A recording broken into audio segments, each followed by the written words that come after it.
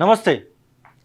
గత కొంతకాలంగా భారతదేశవ్యాప్తంగా చర్చనీయాంశంగా మారినటువంటి పేరు బండి భగీరథ్. ఈ బండి భగీరథకు సంబంధించినటువంటి విషయంలో ఇప్పటికే పోక్సో కేసు నమోదైంది. ఇది ఎపిసోడ్ల వారీగా మనం చూస్తూనే ఉన్నాం. తాజాగా నిన్న రాత్రి ఎవరైతే బండి భగీరథ ఏదైతే పోలీస్ స్టేషన్లో అయితే లొంగిపోయిన పరిస్థితి కూడా ఉంది. లొంగిపోయిన నేపథ్యంలోనే ఈ కేసు అసలు ఎటువైపు వెళ్తుంది ఏంటి అంటూ కూడా చాలామంది కూడా మాట్లాడుతున్న పరిస్థితి కూడా ఉంది.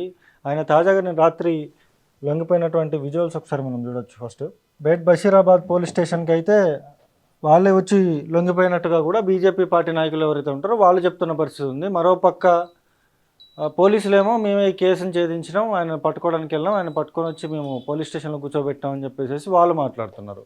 సరే, ఇదంతా కాసేపు పక్కకి పెడితే ఆయన అయితే చెర్లపల్లి జైలుకి అయితే తరలించినట్టుగా కూడా తెలుస్తుంది. 14 రోజులు రిమాండ్లోకి అయితే తీసుకున్నట్టుగా కూడా తెలుస్తుంది. దీని మీద అనేక విమర్శలు కూడా వెలువెత్తుతున్న పరిస్థితి కూడా ఉంది. ఎవరైతే ఆ మహిళ ఉందో, మహిళ స్టేట్మెంట్ రికార్డ్ చేసిండ్రో, అదేవిధంగా బండి భగీరథకి సంబంధించినటువంటి ఆరోగ్య చికిత్స నిమిత్తం ఆయనకి అన్నీ చేసిన తర్వాత ఆయన అయితే చెర్లపల్లి జైలుకి తరలించినట్టుగా కూడా తెలుస్తుంది. దీని గురించి మనం ఒకసారి డీటెయిల్గా మాట్లాడే ప్రయత్నం చేద్దాం. మనతో పాటు హైకోర్టు అడ్వకేట్ సద్దాం మనకు ఒకసారి ఆయన ఉన్నాడు ఫోన్ లైన్లో, ఒకసారి మాట్లాడే ప్రయత్నం చేద్దాం. అసలు ఎటువంటి పరిస్థితి ఉంది, ఈ కేసు పురోగతి ఎలా ఉండబోతుంది, ఏంటి మరి బెయిల్ వస్తుందా, లేకపోతే పోక్సో కేసులో అసలు ఎటువంటి సెక్షన్లు నమోదు చేశారో ఏంటి అనేది ఒకసారి మనం బ్రీఫ్గా మాట్లాడే ప్రయత్నం కూడా చేద్దాం. హలో, మనతో పాటు హైకోర్టు అడ్వకేట్ సద్దాం గారు ఫోన్ లైన్లో ఉన్నారు, ఒకసారి మాట్లాడే ప్రయత్నం చేద్దాం.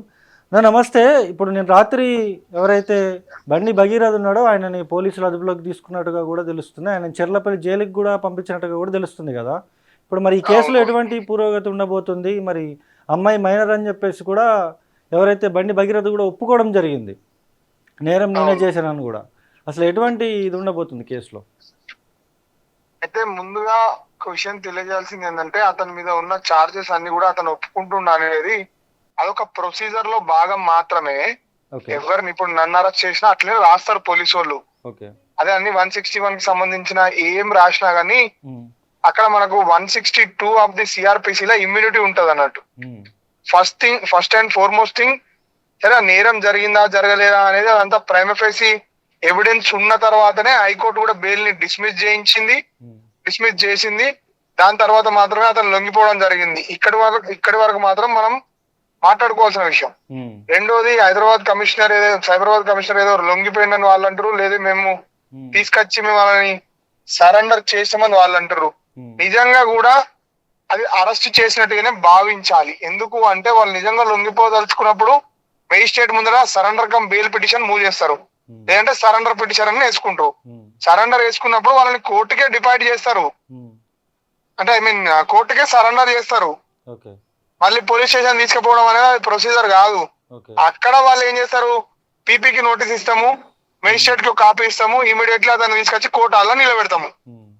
అక్కడ అరెస్ట్ చేయడానికి ఉండదు. ఇక మెజిస్ట్రేటే అరెస్ట్ కి సంబంధించిన ప్రొసీజర్ ని వాళ్ళు అలో చేస్తారా, డిస్మిస్ చేస్తారా, అక్కడ ఏమన్నా వాళ్ళు ఇంకేం జరుగుతుందో చూడాలి, అంతే తప్ప. కానీ ఇదివరకు దాకా మాత్రం దాన్ని అరెస్ట్ గానే మనం భావించాలి. మూడో విషయము, ఇక్కడ ఉన్న పరిస్థితులలో ఇప్పుడు జైలుకు పోయిన తర్వాత ఇప్పుడున్న పరిస్థితులలో అతనికి బెయిల్ రావడం అనేది దాదాపు అసాధ్యంగానే మనం భావించాలి. ఎందుకంటే వాళ్ళ ఫాదర్ ఎవరైతే ఉన్నారో సెంట్రల్ మినిస్టర్ ఉన్నాడు, వాళ్ళకు సంబంధించిన వ్యవస్థ మొత్తము ఆ అమ్మాయి మీద ఏమైనా దాడి చేస్తుందనా ఆల్రెడీ మనం చూసుకోవచ్చు. పవన్ గారు, మీరు ఒక్కసారి గమనించే ప్రయత్నం చేయండి. ఆ అమ్మాయి కేసు పెట్టక ముందుకి ఆ అమ్మాయి క్యారెక్టర్ అసాసినేట్ చేయడానికి, ఆ అమ్మాయి మీద కేసు పెట్టడానికి వాళ్ళ ఫాదర్ ఒక ర్యాలీ తీస్తూ ఆయన బెదిరించడానికి ప్రైవేట్ గా మీడియా ఛానళ్లకు డబ్బులు ఇచ్చి, కొన్ని మీడియా ఛానళ్లకు డబ్బులు ఇచ్చి ఎస్పెషల్లీ అమ్మాయి మీద ఒక ప్రైవేట్ ఆర్మీతో దాడి చేయించడం గానీ, ఇలాంటి పరిస్థితులల్లో నిందితుడికి బెయిల్ అనేది there is no longer right of the bail for the accused అనే బేసిక్ ప్రిన్సిపల్ అయితే అర్థమవుతుంది. అతనికి బెయిల్ ఇస్తే కేసు ఉండదు, మన ఉండదు, ఏముండదు. ఇంత పరిస్థితిలో కేసు కానియకుండా 5.5 గంటల డిలే ఉన్న ఎఫ్ఐఆర్ ని ఏ విధంగా జస్టిఫై చేస్తాము?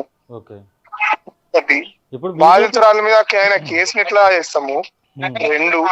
నిందితుడు ప్రతి దాన్ని వైలేట్ చేసిండండి. ఏదైతుందో ప్రతి దశలో ప్రతి వ్యవస్థ అంతా వైలేట్ చేసేసిండు. ఓకే. ఆ పరిస్థితులలో ఉమ్, బెయిల్ ఎట్లా వస్తుంది అనుకుంటారు? ఉమ్, బెయిల్ ఇస్తే అసలు పూర్తి స్థాయి కేసు విచారణ మీద ప్రభావం చూపిస్తుంది కదా. ఉమ్, ఇప్పుడు ఈ పొజిషన్ లో బెయిల్ ఇవ్వడం అంటే ఆటోమేటిక్ గా క్లోజ్ చేయడం అని అర్థం. ఇక ఉమ్, అదంతా కూడా ప్రాసెస్ చూస్తారు. ఉమ్, బెయిల్ మాత్రం ఈ స్థాయిలో దొరికే అవకాశం ఉండదు. తర్వాత ప్రొసీజర్ అయితే మాత్రం వాళ్ళు ఉమ్. నార్మల్ గా బెయిల్ వేసుకోవడమే ఇక. కొంతమంది బీజేపీ పార్టీ నాయకులు కావచ్చు, లేకపోతే బండి భగీరథకి సంబంధించినటువంటి అడ్వకేట్లు కావచ్చు, వీళ్ళు ఏమంటున్నారంటే ఖచ్చితంగా బెయిల్ వస్తుంది, ముందస్తు బెయిల్ సంగతి కాసేపు పక్కకు పెడితే ఇప్పుడు 14 రోజులు రిమాండ్ అవ్వకముందే మళ్ళీ సోమవారం రోజు మంగళవారం రోజులో కోర్టులో హాజరవుతాడు, ఖచ్చితంగా కూడా మేము బెయిల్ తెచ్చుకుంటాం అని కూడా మాట్లాడుతూ ఉన్నారు. చూద్దాం ఏం జరుగుతుందో. ఉమ్, నాకున్న నాలెడ్జ్ ప్రకారం మాత్రమే నేను కామెంట్ చేయదలుచుకున్నా. ఓకే.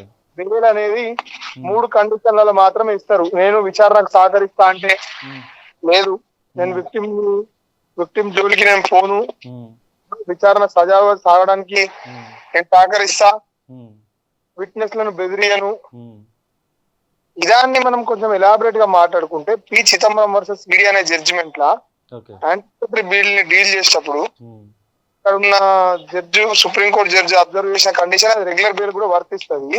ఉమ్, 3 కండిషన్లు, దాన్ని ట్రిపుల్ టెస్ట్ ఫార్ములా అంటాం. ఉమ్, ట్రిపుల్ టెస్ట్ ఫార్ములా వైలేట్ అయ్యే విధంగా ఉమ్, నిందితుడు చేస్తే అతనికి బెయిల్ అనేది హక్కు కాదు. ఉమ్, అది సుప్రీంకోర్టుకు సంబంధించిన చట్టం. ఉమ్, అంటే సుప్రీంకోర్టుకు సంబంధించిన చట్టం అంటే సుప్రీంకోర్టు జడ్జిమెంట్ ఉమ్, చట్టంగానే భావిస్తాం మనం. ఇక ఓకే. అక్కడ లీగల్ ప్రొసీడింగ్ ఉన్నది ఉమ్. ఇప్పుడు ఈ కాబట్టి పోక్సో బెయిల్ అనేది కేసులో కాదు. సుమారు ఎన్ని సంవత్సరాలు జైలు శిక్ష పడుతుంది, అసలు ఎట్లా ఉంటుంది ఇది? నాకున్న నాలెడ్జ్ ప్రకారం ఈ కేసు అండర్ ట్రయల్ నడుస్తుంది. ఓకే. అండర్ ట్రయల్ గానే అతను ఉమ్, చేసుకొని ఉమ్, ఆ శిక్ష మాత్రం కనీసం 20 సంవత్సరాలు పడుతుంది. ఓకే.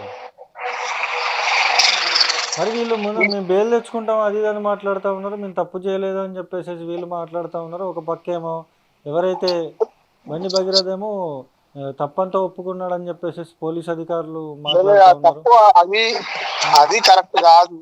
ఉమ్, కానీ ఉమ్, అతను తప్పు చేయకపోయింటే హైకోర్టు అంత సుదీర్ఘంగా విచారించిన తర్వాత బెయిల్ ఇస్తుండే కదా, ఉమ్, నిజంగా తప్పు జరగకుంటే. ఉమ్. మొన్న కోర్టులో జరిగినటువంటి వాదోపవాదనలో కూడా మీరు అక్కడే ఉన్న పరిస్థితి కూడా ఉంది. అసలు ఎట్లా ఉంది సిచ్యువేషన్, ఎట్లా ఉంది సినారియో కానీ, అసలు పరిస్థితి ఎట్లుంది అక్కడ? ఆ పరిస్థితి ఏంటి అంటే చాలా సేపు విన్నారు ఇరుపక్షాల వాదనలు. ఉమ్, ఒక రోజు మొత్తం అతను విన్నాడు. ఉమ్, మళ్ళీ రెండో రోజున ఉమ్, మళ్ళీ అతని 1 గంట 12 నిమిషాలు ఆర్గ్యుమెంట్ చెప్పిండు నిందితుల తరపున న్యాయవాది. ఓకే. దాని తర్వాత ఉమ్, బాధితురాల తరపున న్యాయవాది కూడా ఉమ్, నిందితులు వేసిన ప్రశ్నలన్నిటికీ జవాబు చెప్పే ప్రయత్నం చేసిండు. ఓకే. ఎఫెక్టివ్ వేనే జవాబు చెప్పిండు. ఓకే. చెప్పిన తర్వాత బెంచ్ కూడా కన్విన్స్ అయ్యి ఉమ్, నేను ఇదంతా అయిన తర్వాత నేను ఈ దశలో ఎట్లాంటి రిలాక్సేషన్ నేను మీకు ఇవ్వలేను ఉమ్, అని చెప్పి ఉమ్, పిటిషన్ డిస్మిస్ చేయడం జరిగింది. అంటే okay. I mean posted for order పెట్టడం జరిగింది. ఉమ్, సారీ ఫర్ ది డిస్మిస్ అన్నది. ఓకే. థ్యాంక్ యూ సద్దం గారు. అది చూసాం కదా, ఖచ్చితంగా కూడా ఎవరైతే బండి భగీరథ్ ఉన్నాడో ఆయన తప్పు ఒప్పుకున్నాడు. సుమారు 20 సంవత్సరాలు జైలు శిక్ష పడే అవకాశం ఉన్నట్టుగా కూడా అడ్వకేట్లు అయితే చెప్తున్న పరిస్థితి ఉంది. ఎవరైతే బండి భగీరథ్కి సంబంధించినటువంటి తండ్రి ఉన్నాడో ఆయన పొలిటికల్గా ఉన్నాడు కాబట్టి ఇదంతా కూడా డైవర్ట్ చేయడానికి అవకాశం ఉందన్నట్టుగా చాలామంది మాట్లాడుతున్న పరిస్థితి కూడా ఉంది. ఎవరైతే అతని తండ్రి ఉన్నాడో ఈ ఈ పని ఆ కేసు నమోదైనవి, లేకపోతే ఇది సోషల్ మీడియాలో కావచ్చు, లేకపోతే ఎంత కూడా బయటకు వచ్చిన వెంటనే పోలీసులకు అప్పచెప్పుంటే ఆయనకి కొద్దిగా మైలేజ్ వచ్చేది. ఈరోజు మైలేజ్ వచ్చే పరిస్థితి లేదు. కేంద్ర ప్రభుత్వం మీద దుమ్మెత్తిపోస్తున్న పరిస్థితి ఉంది, మరోపక్క రాష్ట్ర ప్రభుత్వం మీద దుమ్మెత్తిపోస్తున్న పరిస్థితి కూడా ఉంది. ఇదంతా కూడా అండర్ ట్రయల్లో ఉంది. రేపు సోమవారం రోజు కావచ్చు, మంగళవారం రోజు కావచ్చు ఆయన్ని కోర్టుకు తీసుకొస్తారు. కోర్టుకు తీసుకొచ్చిన తర్వాత ఏం జరుగుతుంది ఏంటనేది వేచి చూడాల్సినంత అవసరం అవుతుంది. ఖచ్చితంగా కూడా ఎవరైతే అడ్వకేట్లు ఉన్నారో అడ్వకేట్లు అయితే 20 సంవత్సరాలు జైలు శిక్ష పడే అవకాశం క్లియర్గా ఉందంటూ కూడా చెప్తున్న పరిస్థితి అయితే ఉంది. మరి చూడాలి ఏం జరుగుతుంది ఏంటనేది. చూస్తూనే ఉండండి మైక్ టీవీ. నేను మీ జర్నలిస్ట్ అండి.